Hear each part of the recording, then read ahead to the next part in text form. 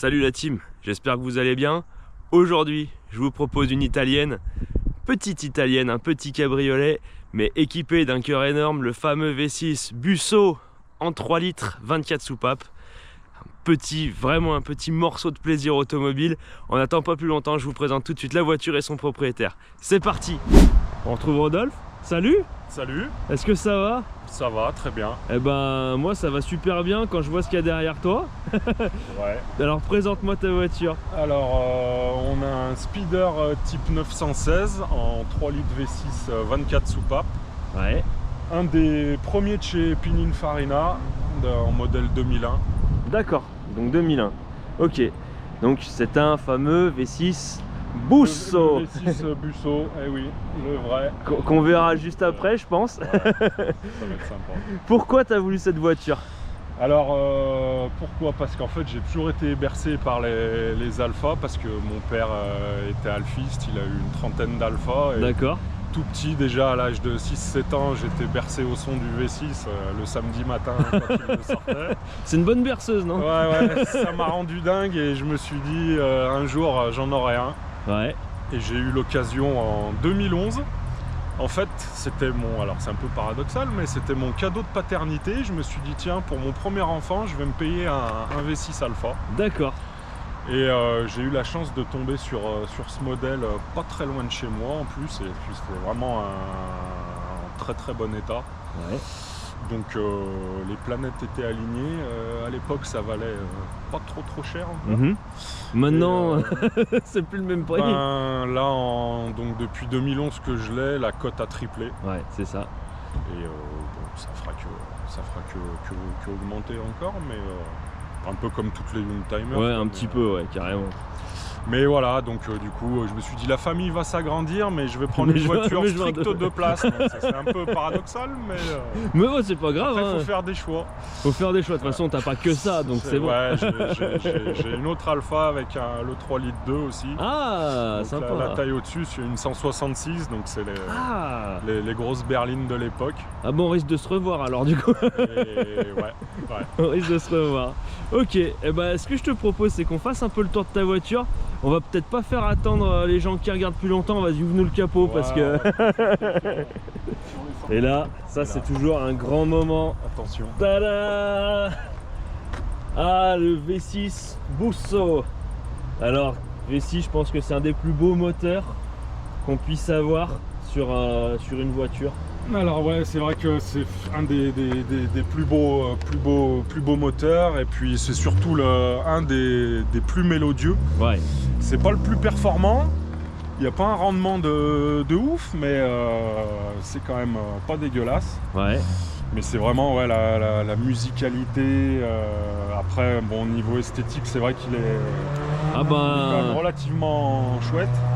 Ça c'est clair. Alors là, la configuration est un petit peu changée parce que d'origine on a les pipes d'admission qui sont chromées. Ouais. Mais bon, du coup ça fait quand même un bel effet. Après le reste, voilà, couleur argent, les couvre-culasses sont argent. Ouais. Là je les ai vermiculés en rouge. D'accord. Les rampes d'injection dorées. Donc les rampes d'injection d'or. Alors pourquoi tu as fait un peu d'esthétique moteur? Parce que tu voulais avoir une autre gueule, tu voulais pas avoir le même Busso que les autres? J'en ai profité quand j'ai fait la distribution il y a 2 ans. Ouais. Donc donc j'ai laissé le moteur en place, mais j'ai vraiment tout démonté. Ah ouais. Donc j'ai fait la distribution, tout l'entretien. J'ai entendu dire que par contre la distri c'était compliqué parce qu'il n'y avait pas beaucoup de place. Ouais. Ouais. Alors, et t'as dit que tu l'as faite sans tomber le moteur. Ouais. Alors, comment t'as fait? sur le principe, c'est pas vraiment compliqué, c'est juste que c'est relativement long. Ouais. Et surtout qu'il faut déjà vraiment avoir tout l'outillage. Ouais, parce qu'il n'y a vraiment pas de place. Ouais. Donc en fait on a les 4 arbres à cam ici. Ouais. Donc le premier, les 2 premiers, ça peut aller. Celui-là, après, c'est celui-là qui pose problème. En fait, ce qu'il faut, c'est qu'on est obligé de basculer le moteur, de le lever, qu'il soit un petit peu en biais pour pouvoir échapper. Après, il faut vraiment avoir l'outillage qui va bien, et puis c'est à l'ancienne, c'est-à-dire que c'est le comparateur sur le cylindre numéro 1 pour être au point mort haut, PMH, les cales d'arbre à cam. tout calé. Après sur le principe, bon ouais, c'est pas spécialement compliqué, mais voilà, même l'outillage, j'ai acheté des arraches poulies qui sont déjà extra fins. Il a fallu que je les recoupe encore en plus pour pouvoir passer. Il faut prendre son temps entre les... Bon alors je suis pas tombé sur des vis foirées, tout ça. Ouais, t'as eu de la chance. Le moteur était vraiment bien, mais ça peut devenir vraiment une galère s'il y a une vis qui casse ou un truc comme ça. Ok. Mais bon, ça se fait quoi. Alors après, il faut vraiment faire de la place, tomber de parce côté. Que du coup, au niveau de l'accessibilité. Après, t'as quand même. Alors, en dehors de ici, on est d'accord, mais sur après, le reste, on a de la place. Il y a quand même de la place. Même là et tout derrière, on voit, bon, c'est pas non plus un accès de ouf, mais t'as quand même de la place. Pour un V6 3 litres dans une toute petite bagnole comme ça, je trouve que c'est quand même. J'ai plus galéré pour changer les collecteurs, notamment le collecteur arrière, parce que l'avant, en fait, il n'y a pas de souci. Oui. Dessous, ça se fait bien, mais alors l'arrière avec la cloison, c'était quand même un peu tendu. D'accord. Mais sinon, oui, autour, une fois que tu as enlevé les couvre-culasses, toute l'admission, déjà, il y a quand même relativement de la place.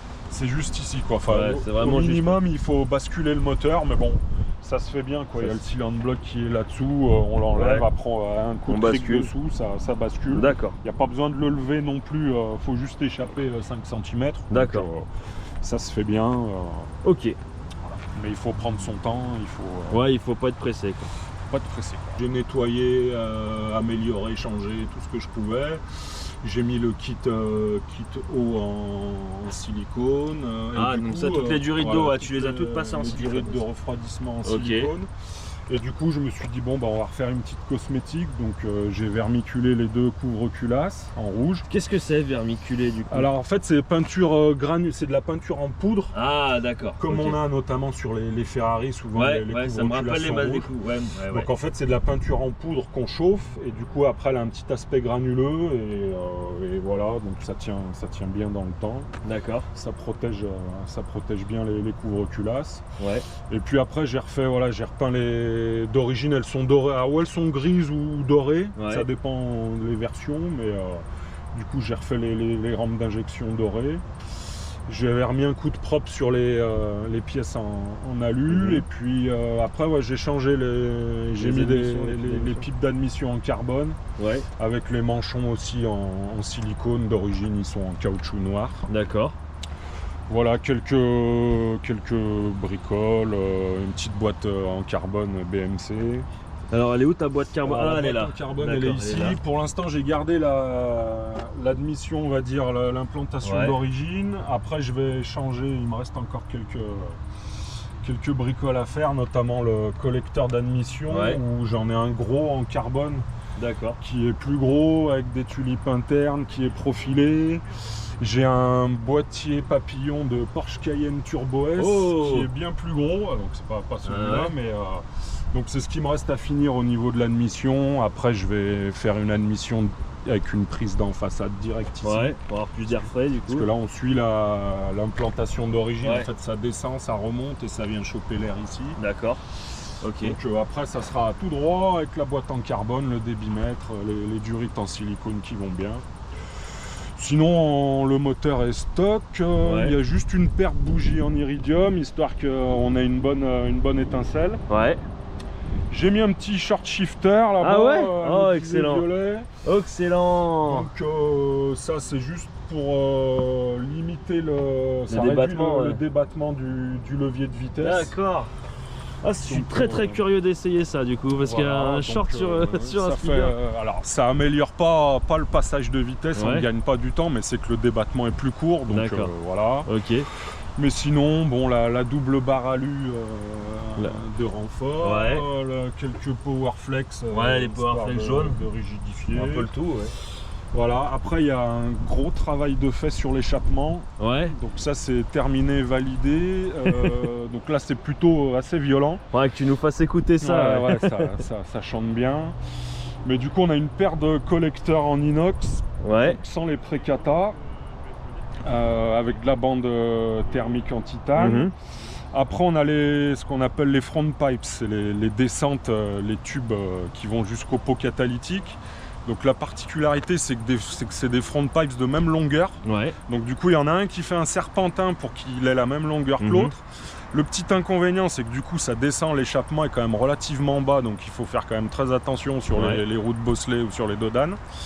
Et l'avantage, c'est que du coup le moteur est un peu plus coupleux, il a un son un peu plus moelleux. Parce qu'après on se retrouve sur le pot catalytique, et le problème d'origine, c'est que comme le moteur est transversal, en fait on a un front pipe qui est court et un long. Qui est long, Et sur le principe c'est pas bon parce que les gaz n'arrivent pas au même moment. Donc c'est pour ça qu'ils là ils sont de même longueur, comme ça on a une bonne dispersion des gaz. Après on a un pot catalytique sport, donc en inox aussi. Et après, pour l'échappement lui-même, j'ai fait faire une ligne en titane sur mesure par un passionné italien au fin fond de l'Italie qui travaille que le carbone, l'inox et le titane, sur notamment beaucoup d'italiennes.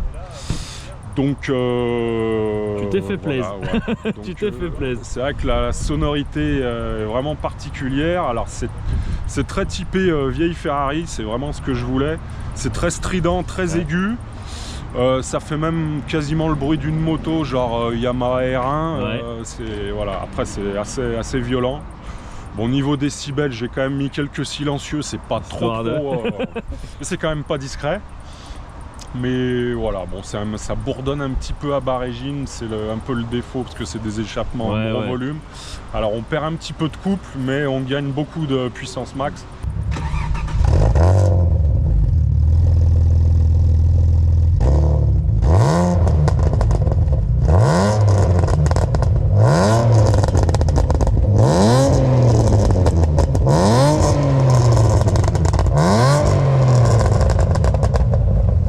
Pour l'instant, bon, d'origine, le moteur est donné à 218 chevaux sur cette version. Là, j'ai encore pas fait de passage au banc, mais on doit tourner entre 230 et 240 chevaux. C'est pas encore foufou, mais une fois que j'aurai fini tout ce que j'ai à faire, avec une petite reprog, on doit viser à peu près les 280 chevaux. 280 chevaux dans une voiture qui fait... 1,5 tonne, un truc comme ça. D'origine c'est 1450 kg. Là j'ai dû perdre à peu près presque une centaine de kilos. Sachant que déjà rien que sur l'échappement j'ai perdu 40 kg. Parce qu'en fait la ligne d'échappement en titane elle pèse seulement 6 kg. Ah oui, oh putain. C'est des tubes de 0,9 mm d'épaisseur. C'est pour ça qu'il y a un son très cristallin. Et ça pèse absolument rien du tout. Et par rapport à la ligne d'origine en Galva, ça pèse une blinde. Enfin, j'avais tout pesé, mesuré. Il y a déjà 40 kg de moins sur l'échappement. Après, j'ai enlevé quelques pièces, notamment un contrepoids de 10 kg à l'arrière qui ne sert absolument, enfin qui sert en théorie, il sert à équilibrer les masses gauche-droite, mais bon, on est dans la pratique, pas trop sûr. Plus voilà quelques trucs, mais j'ai perdu bien 70 kg quoi. D'accord. Mais voilà, on va dire quand même à peu près 1,4 tonne. Après, c'est une traction et c'est un châssis de Fiat Tipo. Ouais, c'est un peu ce qui a été reproché aux Alpha des années 90, à commencer par la 164 du coup, qui était la première Alpha qui inaugurait la traction. Rachat par Fiat à cette époque-là, il me semble, et puis plus trop de thunes chez Alpha, donc voilà, on prend les mêmes et on recommence. C'est vrai que l'air Fiat, quelque part c'est là où on a eu les meilleurs modèles Alpha, enfin de cette génération, mais après la base, les châssis Fiat, les commandes, les Komodo, tout ça. Bon, les plastiques, voilà, après c'est pas la rigueur allemande, mais bon, ça tient le coup. Mais c'est vrai que effectivement le châssis de base c'est un châssis Fiat Tipo et ça se ressent. Les cases un V6 24 soupapes là-dedans, c'est techniquement complètement embarré. Ouais, parce que la voiture est pas grande quoi, hein. La voiture est pas très grande. Mais bon, c'est vrai qu'il y a eu plusieurs moteurs, mais dans la philosophie c'est le moteur qui va le mieux, c'est le Twin Spark, le 4 cylindres. Qui fait déjà quand même 150-155 chevaux et bon pour une voiture de ce type sur le papier c'est ce qui va le mieux. C'est suffisant. C'est un moteur qui est quand même assez rageur. Ah bah alors c'est un moteur que je connais bien parce que je l'ai eu moi aussi. Bien dans les tours. Il m'envoyait la tête en sky à 7800 tours minute. C'était l'entretien est un peu finalement le V6 comme ça, c'est quand on connaît c'est quand même relativement cool à entretenir. Après, il faut quand même être très scrupuleux. C'est un moteur qui est limite increvable. Il peut faire 400 000 km, mais il faut l'entretenir. Elle te pardonne rien, ouais, cette bagnole. Il me semble qu'elle te pardonne rien. Il faut quand même avoir des connaissances, du matériel. Mais bon, c'est vrai que c'est que du bonheur. Ouais. Donc après voilà, aussi pour la partie châssis, j'ai un petit peu upgradé certaines choses, histoire d'améliorer un peu voilà, la tenue de route, tout ça. Ouais, t'as fait combiné fileté, trucs comme ça. Donc alors pas pour l'instant, mais au niveau du châssis, donc voilà, on a la barre anti-roulis supérieure. On peut en mettre aussi des barres inférieures, on peut en mettre 3. Ouais. Une sous le moteur, une au milieu et une dans le coffre. Ouais. Le problème c'est que moi avec mes échappements ça passe pas. En fait si on garde un échappement on va dire d'origine, peu importe en inox ou pas, mais là il y a moyen, mais là comme c'est des échappements plus gros sur mesure en fait ça passe plus. Mais sinon non, alors pour l'instant là j'ai encore les amortisseurs d'origine à l'avant, mais je vais les changer, je vais mettre des Koni Sport. Ouais. Après, alors plutôt avec garder les ressorts d'origine, parce que sinon si je la rabaisse l'échappement il est par terre. On a les jantes en option, les Zender Sienna. Oui, elles sont magnifiques, on va aller les voir d'ailleurs. Qui était l'équipementier option de l'époque. Alors franchement, tes jantes, alors moi j'avais vu les mêmes jantes il y a quelques années sur un speeder blanc. Ouais. Avait quasiment les mêmes, je les trouvais magnifiques. Tu dois le connaître ce speeder blanc avec un intérieur rouge. Ouais, c'est ça. Ouais, c'est quelqu'un que je connais. C'est ça. Et ces jantes, je les avais vues en 3, enfin les jantes 3 parties comme ça. C'est une dinguerie, elles sont magnifiques. Donc ouais, alors on n'est pas forcément objectif, mais on considère que c'est les plus belles jantes au monde. Ouais, on va considérer. Ouais. Il y a un petit côté néo-rétro, donc c'est vrai qu'elles sont magnifiques, c'est devenu quasiment introuvable de nos jours. Quand on en trouve, c'est pas donné. Ah ouais. C'est des jantes. Elles sont en 18 pouces. C'est du 18, ok, du 18 pouces. Donc les petits détails avec la petite valve acier, le petit bouchon alpha. Jusqu'au bout, les étriers de frein en rouge. Les étriers, donc Brembo d'origine, les 4 pistons. 4 pistons comme ça. Donc 4 pistons rouges. Et puis les freins à disque des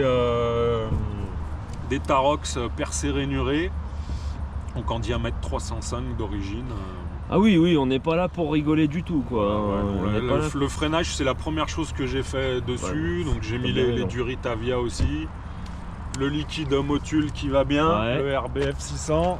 Donc le frein à l'arrière c'est pareil, donc les disques percés rainurés, les plaquettes Red Stuff de chez EBC. Voilà pour la partie freinage, le châssis sinon voilà quelques petits Powerflex à droite à gauche. Pour l'instant j'ai plutôt fini le train arrière, c'est pareil, j'ai mis les amortisseurs, les Koni Street, les oranges. Avec quelques Powerflex, enfin la partie arrière est terminée. Ouais. Voilà, après il me resterait mettre un petit différentiel, un Torsense, un Q2 là, un Q2 ou un Cave, c'est même encore un peu mieux. Ça c'est vraiment le gros upgrade, s'il y a quelque chose à faire sur là-dessus. Bah, tu m'étonnes. C'est ça, parce que d'origine, voilà, comme la motricité c'est quand même franchement pas terrible.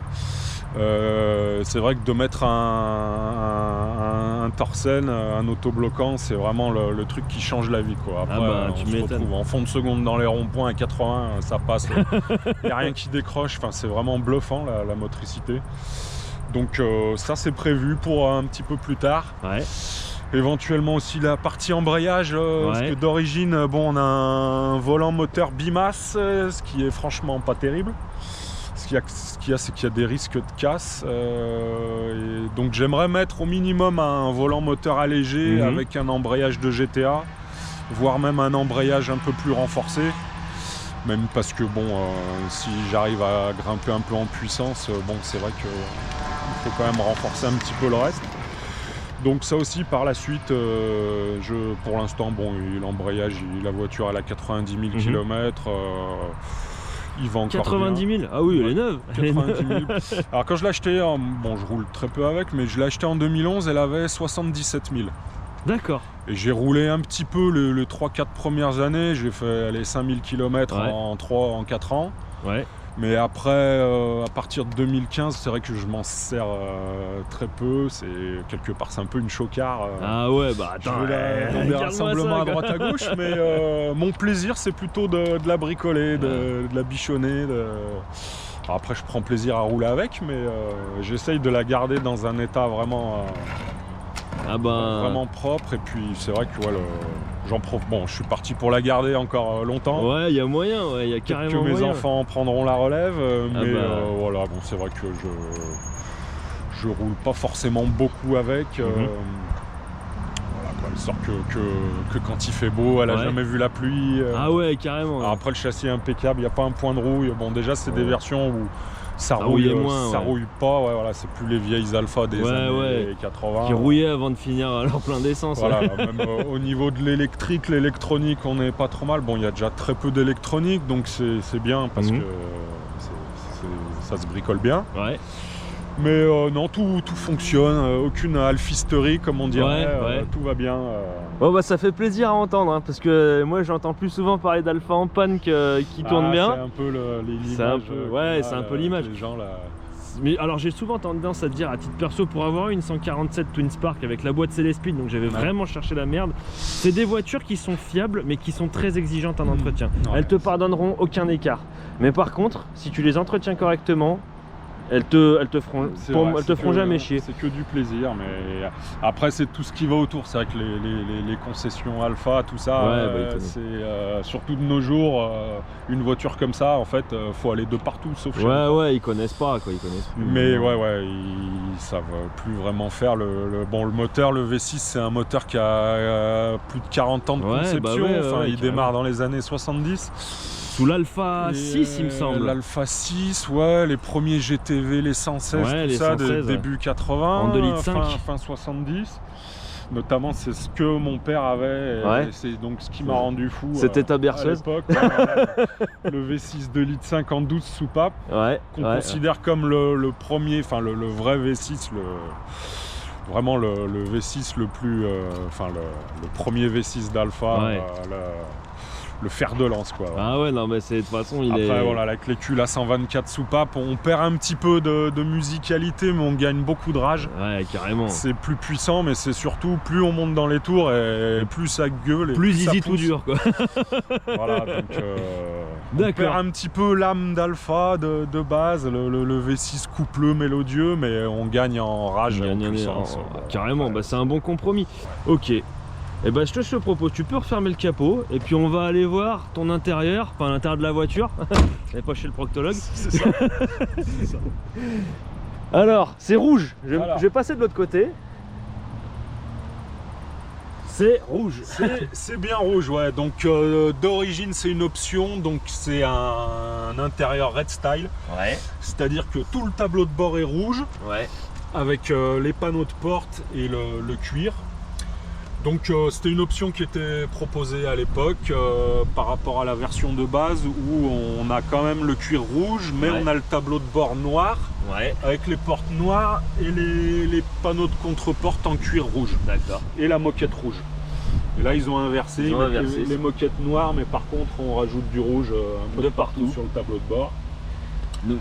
Après j'ai rajouté quelques petits détails parce que j'aime bien le rouge, donc j'ai rajouté les soufflets rouges, les ceintures rouges. Les ceintures rouges, voilà, avec la petite passepoil Alfa Romeo là.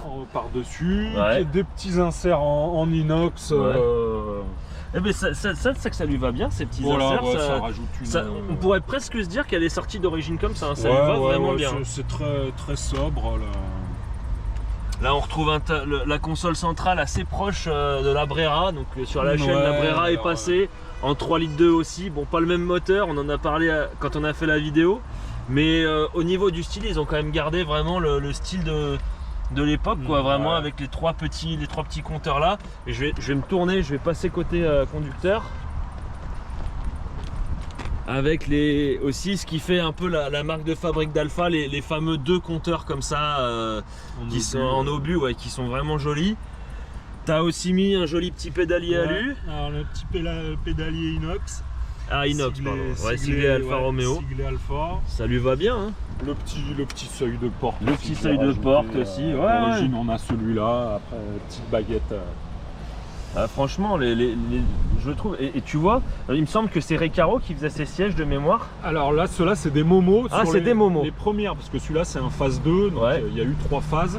La première phase de 95 à 2000, c'est du cuir Recaro, le même que sur les Ferrari 456 de l'époque. D'accord.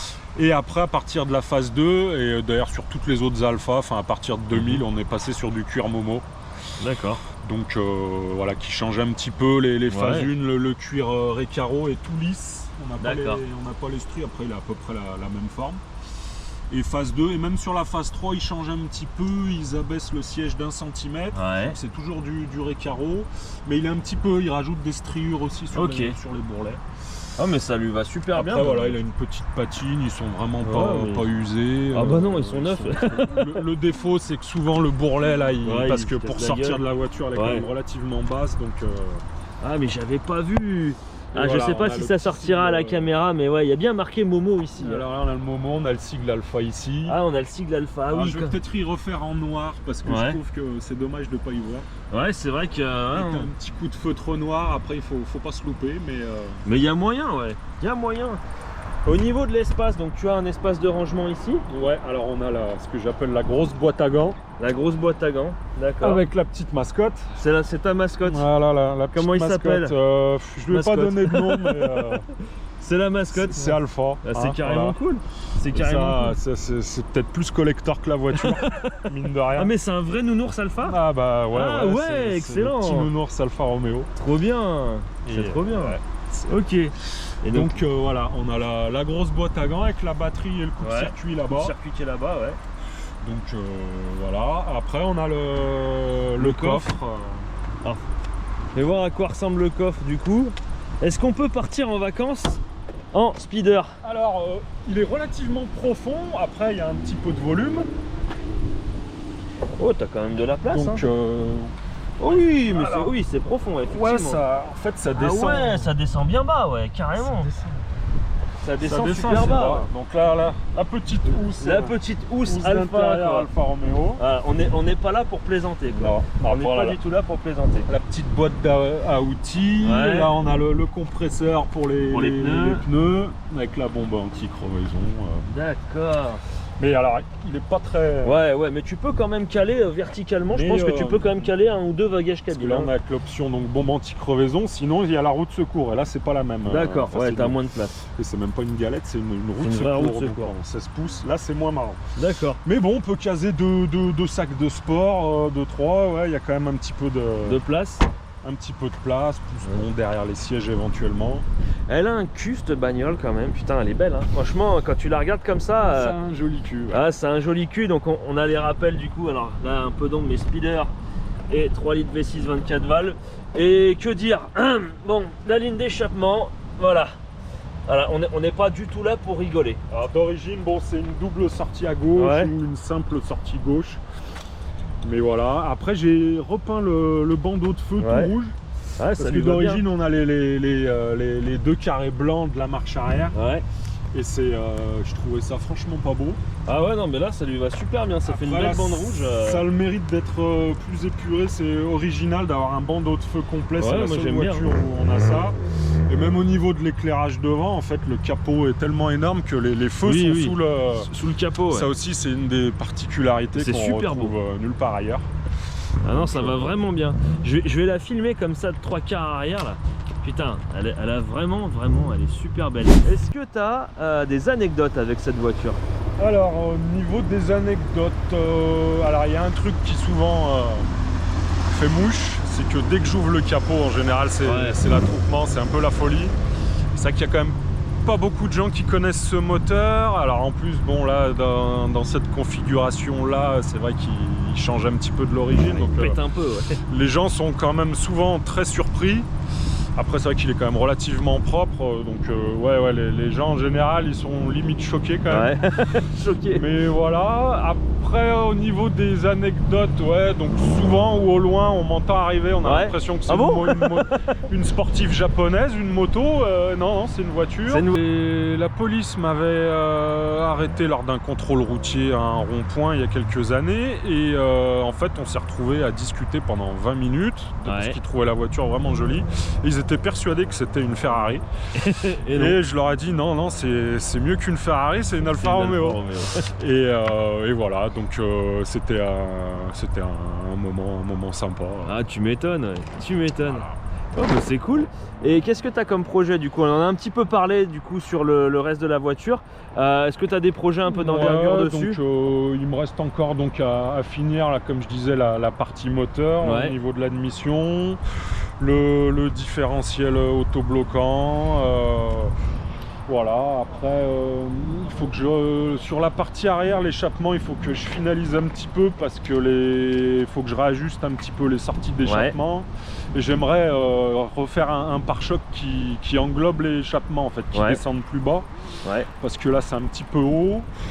Voilà, après un joli petit detailing au niveau carrosserie, elle est quand même relativement propre, mais j'ai un ou deux petits pocs. Le capot, bon, il y a quand même 2-3 petits éclats, mais dans l'ensemble, dans l'ensemble, voilà, les jantes avaient été refaites déjà, donc là c'est bon. L'intérieur, il n'y a pas de souci. Rien à dire. Un petit entretien du cuir régulièrement. Mais voilà, donc peut-être faire quelques pièces en carbone aussi. T'aimes bien le carbone un peu? Ouais, je travaille un petit peu la fibre, 2-3 trucs. Enfin, je me suis lancé vite fait, il faut que je peaufine le truc. Mais j'aimerais réaliser 2-3 petites pièces en carbone éventuellement pour changer un petit peu le style à l'intérieur. Voilà, sinon c'est quand même relativement abouti. Eh bah écoute, ça fait plaisir à voir en tout cas, puis moi je te propose qu'on se retrouve derrière le volant pour essayer cette voiture et qu'on voit ce qu'on en dit un peu sur la route de cette Alfa, mais je pense que à mon avis ça va être sympa. Eh bah, allez c'est parti. Allez, premier tour de roue avec le speeder 3 litres 24 soupapes. Bon alors c'est dur de s'entendre dans l'habitacle là-bas régime. on va dire que la ligne titane y est pour beaucoup. Mais par contre, dès qu'on passe les 2000 tours, ça va quoi. Le V6, il est là. Le short shifter, il m'a un petit peu surpris au départ. Mais au final, on s'y fait très vite. La voiture, elle est très basse, elle est très ferme. Donc c'est vrai on sent qu'elle est quand même faite pour ce type de route quoi. C'est vraiment sympa. Je la prends en main doucement. L'embrayage est assez dur, mais c'est pas du tout un problème, on va dire. Bon, j'espère que vous nous entendrez bien parce que c'est vrai que ça résonne un peu. Bon, on sent tout de suite beaucoup de coupe sur le V6 Busso. On peut être en troisième. Elle reprend largement dans ce type de route, un virage un peu montagne. On est aussi très bien maintenu dans les sièges Momo. Moi je me sens bien, on a vraiment les côtés du siège semi-baquet on va dire, qui nous maintiennent bien dedans, à un rythme tranquille, franchement ça va super bien. Alors une première petite accélération, sortie de virage en seconde, on sent que le Busso il demande que ça.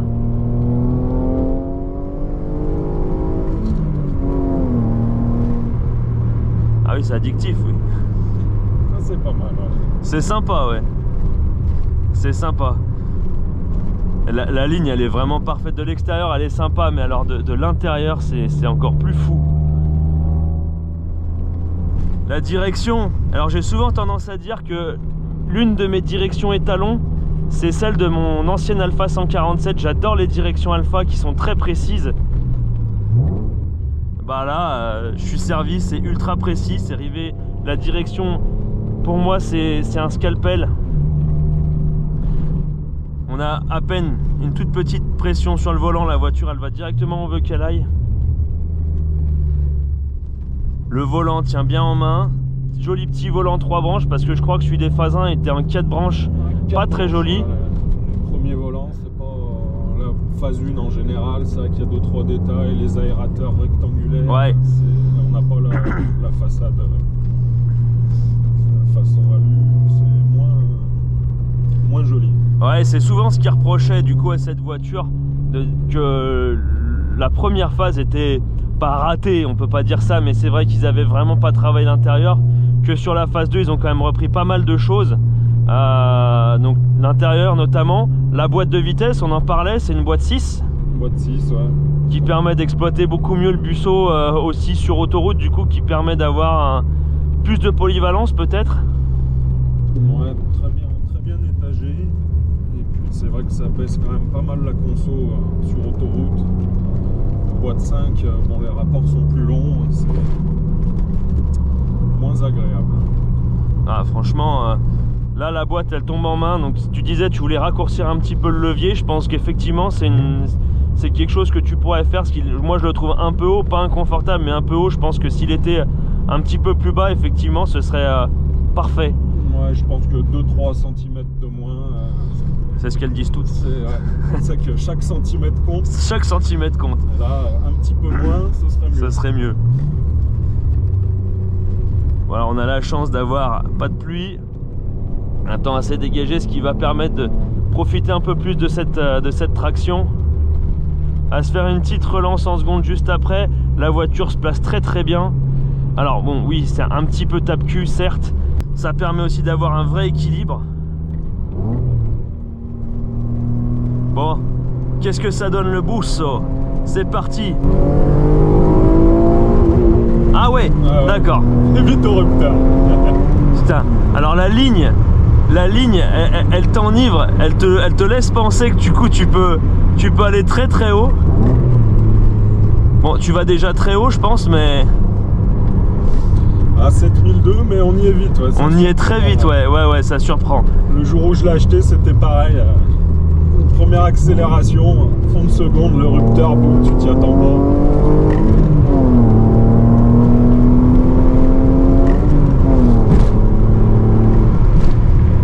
Ah, il a un caractère ce moteur. C'est difficile de rester sous les 4000 tours en fait. C'est très... Oh, ah ouais. Après, il y a beaucoup de reprises, la réponse. Ah ouais, la réponse en seconde, elle te... Ah ouais. Ça peut surprendre aussi. Ça surprend. Ça surprend, franchement ça surprend. Ah non, franchement, elle est... C'est très difficile de rester en dessous des 4000, ouais, je confirme. Alors c'est presque frustrant du coup parce que en plus avec la ligne c'est vrai que t'es emmené, tu te dis ah putain, tu te rends même pas compte que t'es à 7002 quoi. Tellement il chante ce bloc, c'est un truc de fou quoi. En fait tu conduis à l'oreille. Ouais c'est ça, mais t'as pas besoin de céder en fait. C'est vraiment la tonalité qui te guide. Ah c'est impressionnant. Ah c'est vraiment impressionnant. La voiture se place très bien dans les virages. J'ai testé un peu le freinage, mais j'étais sur un talon pointe, donc j'ai pas trop planté, mais ça a l'air de quand même bien freiner. J'y vais doucement parce que je sais que c'est une traction qui a beaucoup de coupe sur le train avant, donc il y a une tendance un peu au sous-virage.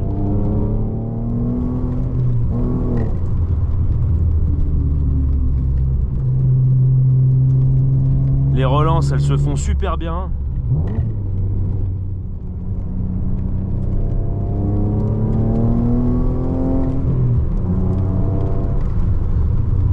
Ah, c'est addictif, c'est addictif. Vraiment, je suis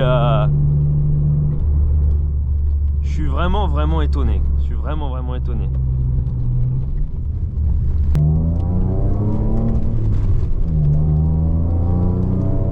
On sent qu'il y a beaucoup de couple.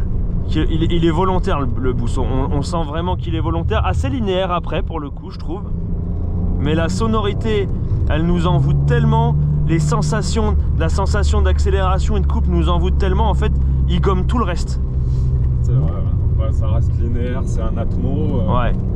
On sent quand même pas trop mal la poussée, et puis bon, on est qu'à 240 chevaux. Hein, ouais. De nos jours, c'est vrai que c'est... Ah, elle se place très bien. Au frein, Les freins sont efficaces, hein. Le frein il est efficace, hein. Ça se place très bien. J'appuie pas trop comme un sagouin en sortie de virage, mais je pense qu'elle pourrait sans trop de problème.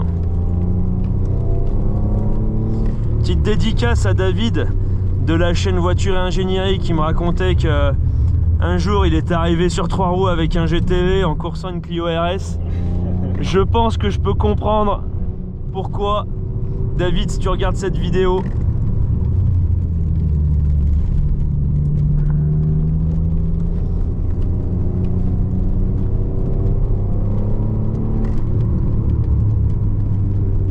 ah, je la maintiens au frein dans les virages et elle est volontaire.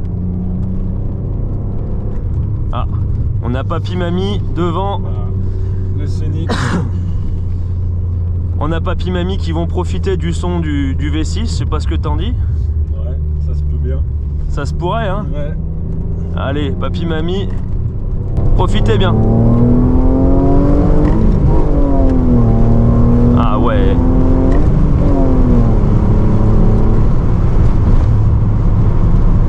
Ah, je suis en 4ème. Franchement, j'ai même pas envie de passer la 5ème, quoi.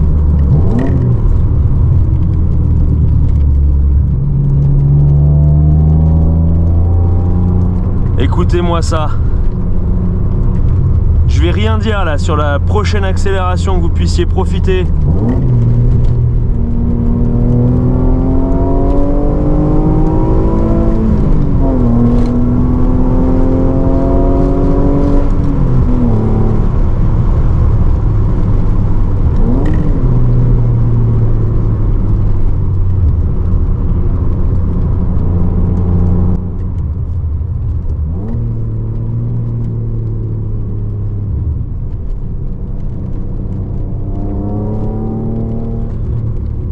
Je pense que je crois que c'est la première fois que j'ai rien à dire quasiment.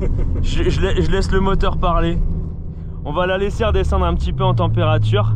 Moi je voulais qu'on parle un peu budget si c'est possible pour toi. Pas de souci. Combien tu l'as payé et combien aujourd'hui tu pourrais la revendre cette voiture? Alors je l'ai acheté en 2011. Ouais. Et je l'ai payé 11 000 euros.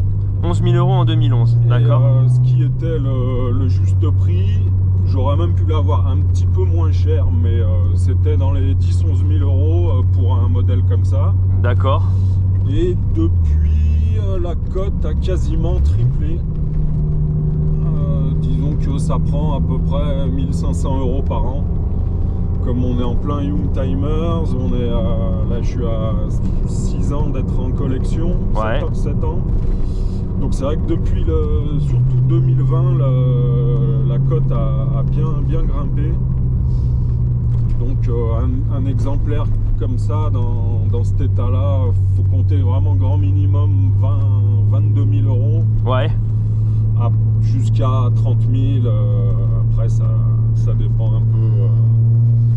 C'est surtout plutôt la passion de l'acheteur, parce que tu l'as un speeder en phase 2, 3 litres, c'est ce qu'il y a de plus recherché. Ouais, ça court plus trop les rues, quoi. La cote est quasiment identique avec les phases 3 en 3 litres 2, voire peut-être même légèrement supérieure, parce que la phase 3, c'est pas forcément celle qu'on apprécie le plus aussi, avec la nouvelle calandre et la plaque décalée. Ouais.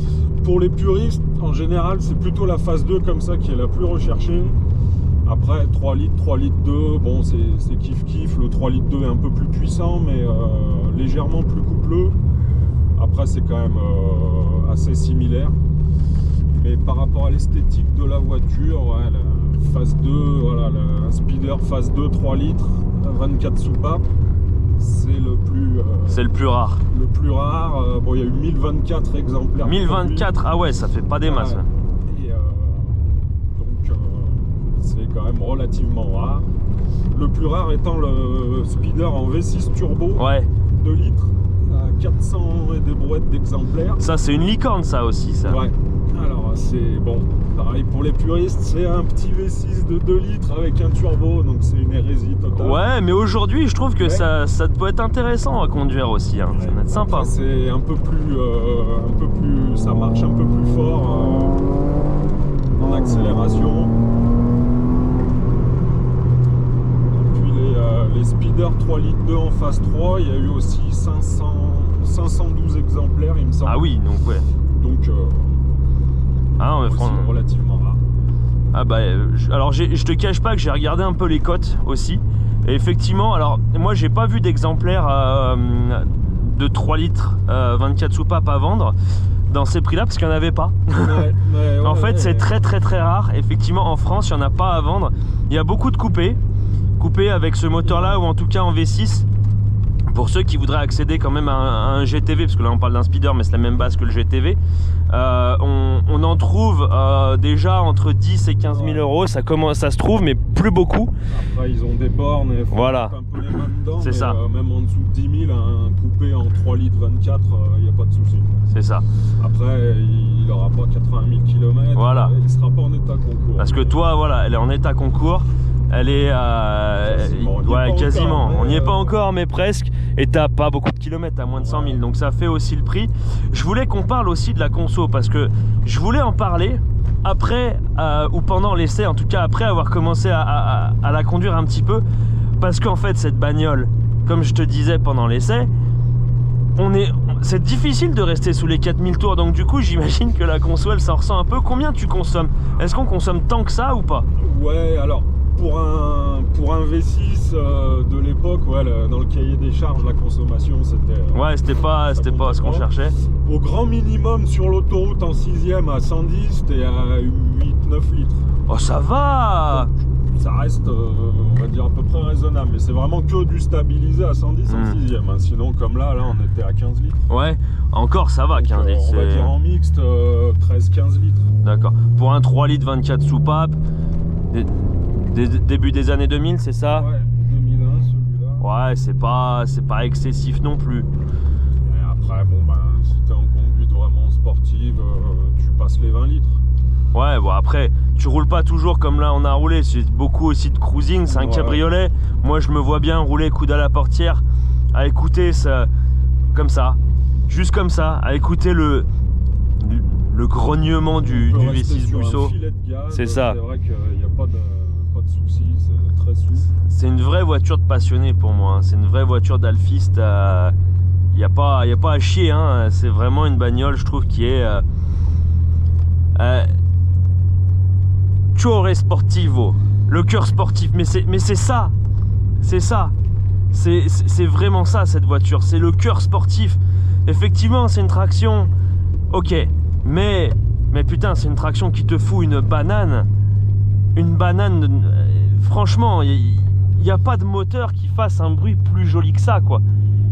Enfin, c'est très subjectif ce que je dis. Et je suis sûr que tu me mets dans un V8 américain ou autre chose, je redirais peut-être ça. Mais là, franchement, je comprends tellement les alphistes et pourquoi est-ce que ce moteur, il est si mythique. Parce que il a tout, quoi. Ce moteur, il fait tout. Je veux dire... Il fait un son de ouf, il est magnifique à regarder, il a un caractère. Alors c'est intéressant du coup de ce qu'on dit, c'est que je disais que les alphistes disent souvent que le 3 litres de Holden de la Brera il n'a pas de caractère, et je suis pas tout à fait d'accord avec ça, parce que c'est quand même un super moteur. Mais c'est vrai que si on le compare au Busso, le Busso il a vraiment une âme, il a quelque chose en plus. C'est ça, c'est le mot qui convient. C'est pas le plus fougueux, c'est pas le plus puissant, c'est pas le plus gros rendement, loin de là. Mais la musicalité, c'est... La musicalité de ce bloc, elle est exceptionnelle. On va s'en mettre une dernière, parce que j'ai un petit coin qui est sympa.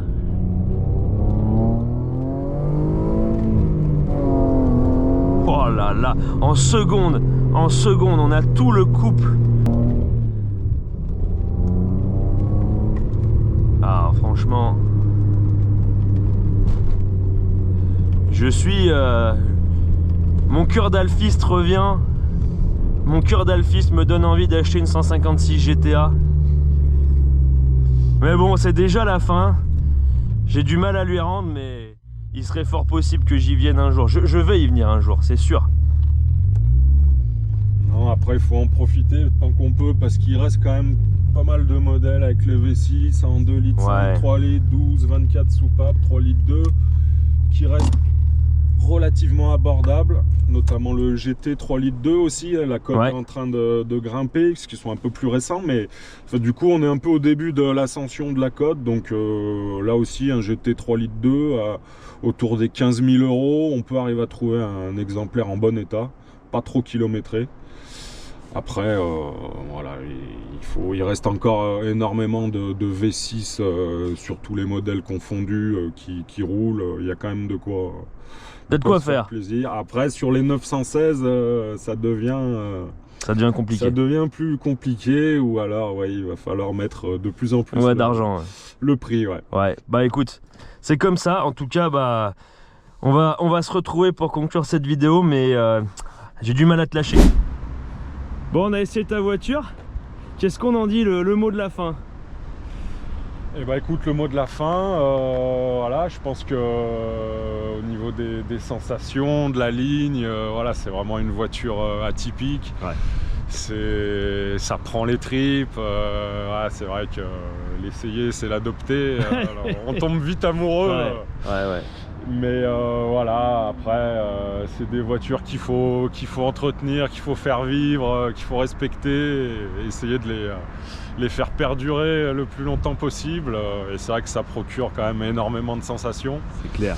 Je pense que tu as éprouvé pas mal de plaisir au volant. Je pense que ça va se sentir, dans le montage, à mon avis. Je sais pas les expressions que j'ai pu dire, mais vraiment, clairement, moi je te rejoins. Elle te prend aux tripes. Vraiment, elle te prend aux tripes. J'ai presque envie de dire que c'est une voiture qui a été assemblée autour de son moteur, parce que il fait tout en fait dans la voiture. Elle est belle, elle est magnifique, mais le V6 Busso, il t'emmène, il t'emporte, il t'enivre. Et clairement, je pense que, ça me ramène à la première fois où j'ai entendu et vu un V6 Busso sous une 164. Johnny, si tu regardes la vidéo d'ailleurs, c'est petite dédicace à toi. Je suis tombé amoureux de ce moteur, et je l'ai essayé déjà 1 ou 2 fois, mais là c'est vrai qu'il est dans une configuration où tu as mis un échappement spécifique, la voiture est petite, donc clairement on a vraiment la quintessence en fait de ce moteur ici dans cette voiture. Et la ligne elle ajoute vraiment au plaisir, elle t'enivre, j'ai pas les mots, clairement. C'est difficile pour moi de mettre des mots sur ce que j'ai pu ressentir, mis à part une énorme banane, mis à part que bien sûr que j'aimerais bien en avoir une. Le seul truc qui va peut-être me refroidir, c'est que je suis un grand fan de la propulsion, et j'ai peur d'être que ça me coupe un peu l'herbe sous le pied, on va dire, le fait que ce soit une traction. Je veux pas faire mon Alphys de base, mais c'est vrai que ces voitures, les Alphys, quand elle est sortie, ils ont beaucoup reproché à Alpha d'en avoir fait une traction et pas une propulsion. Donc c'est peut-être le seul truc qui pourrait me rebuter, mais en vrai, si on met ça à part, une voiture de cruising égoïste, clairement, carrément. Donc c'est vrai que ça restera toujours le gros défaut, la traction. Après, bon, ça a quand même l'avantage du coup d'avoir un comportement relativement plus sain, soft, plus safe. C'est vrai que ça se conduit bien, et puis voilà, bon, avec quelques petites améliorations au niveau du châssis, on arrive à avoir quelque chose de sympa. Ce qui est vraiment marquant, je pense, sur cette voiture, c'est qu'on est vraiment en prise directe avec le moteur. Alors, tu as pu remarquer rien que la réponse à l'accélération. C'est un truc de fou, ça surprend. Et on sent qu'on fait corps avec le moteur. En même temps, on sent le châssis qui se tord, qui travaille. Voilà, c'est une voiture par rapport à maintenant, à l'ancienne, à une autre époque. C'est ça.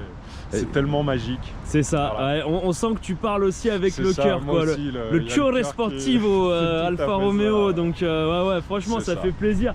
Et j'espère que les gens qui vont regarder la vidéo, ils ressentiront un peu, je pense, la banane qu'on a et la passion qui transpire à travers cette bagnole. Donc, Rodolphe, j'ai envie de te dire un grand merci à toi de m'avoir fait découvrir ta voiture. Est-ce qu'on va te revoir sur la chaîne? Eh ben écoute, probablement avec une autre voiture, avec un autre Busso. Il y a un autre truc sympa, donc on en a vite fait parler au début de la vidéo. Donc on va se revoir, on verra peut-être ton papa aussi qui viendra nous présenter ses voitures, notamment une italienne. On va dire que c'est si les voitures c'était des Pokémon, ce serait l'évolution d'une Alfa Romeo. Donc on va vous revoir en tout cas. Merci encore et puis bah, je te dis à la prochaine. Eh bah écoute, merci à toi. Salut. Ciao. Bon la team, que vous dire si ce n'est que j'ai toujours pas plus les mots. C'est le Busso, c'était vraiment un moteur que je voulais essayer. C'est intéressant du coup parce qu'on peut le comparer à la Brera qui est loin d'être si dégueulasse qu'on a pu le dire dans tous les essais médias. Même si c'est pas un Busso, ce sera jamais un Busso, mais le fait d'en avoir testé un aujourd'hui sous ce speeder me fait vraiment ressentir que ce moteur il a une vraie âme, il a une vraie hargne, il vous emmène avec lui, il vous emporte et c'est ça que je trouve génial. Je suis complètement hypé par cette voiture, donc vraiment une super bagnole. Si vous en avez les moyens, bien sûr, achetez-vous-en un. Et puis il faut vous dire aussi un truc, c'est qu'un Busso vous en avez quand même sous plein de voitures, pas si cher que ça encore aujourd'hui, donc c'est quelque chose qui est abordable. Moi j'ai envie de vous dire, est-ce que vous êtes possesseur d'un Busso? Mettez-le moi dans les commentaires et dites-moi pourquoi vous avez voulu ce moteur, c'est vachement intéressant. Et j'en profite, si vous êtes en région Rhône-Alpes, que vous avez vous aussi un V6 Busso, je cherche notamment une 75 en 3 litres et un GTV 2 litres 5 116, n'hésitez pas à me contacter, tous les liens sont dans la description. Moi en attendant, je vous dis à la prochaine, ciao!